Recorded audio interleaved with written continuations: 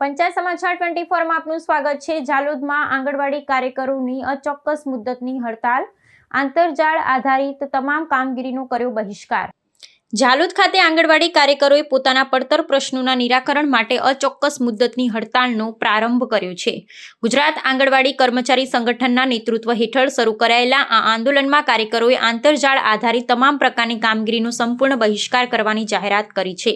લાંબા સમયથી વણ ઉકેલાયેલી માંગણીઓ પ્રત્યે સરકારી તંત્રની ઉદાસીનતાને કારણે કર્મચારીઓએ આ આકરું વલણ અપનાવીને તંત્ર સામે સીધી લડતની શરૂઆત કરી છે।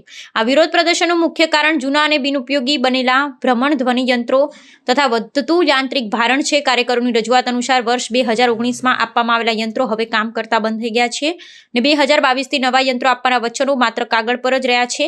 આ પરિસ્થિતિ વચ્ચે પણ ઉચ્ચ અધિકારીઓ દ્વારા પોષણ અનુરેખક અને અન્ય જટિલ સગણકીય પ્રણાલીઓ પર નિયમિત માહિતી જમા કરવા માટે સતત દબાણ કરવામાં આવી રહ્યું છે, જે યોગ્ય સુવિધાઓના અભાવે અશક્ય બની ગયું છે। પોતાના આક્રોશને વાચા આપવા માટે મોટી સંખ્યામાં એકત્ર થયેલી આંગણવાડીની મહિલા કાર્યકરોએ મામલતદાર કચેરી સમક્ષ ઉગ્ર વિરોધ પ્રદર્શન યોજ્યું હતું। ત્યારબાદ તેઓએ પોતાની સત્તાવાર રજૂઆતો અને મુશ્કેલીઓના વર્ણન સાથેનું એક વિસ્તૃત આવેદનપત્ર સ્થાનિક વહીવટીતંત્રને સુપ્રત કર્યું હતું। જો આગામી સમયમાં સરકાર દ્વારા યોગ્ય યાંત્રિક સુવિધાઓ પૂરી પાડી અને સંતોષકારક ઉકેલ લાવવામાં નહીં આવે તો આ લડતને વધુ વેગવંતી બનાવવાની ચીમકી ઉચ્ચારવામાં આવી છે।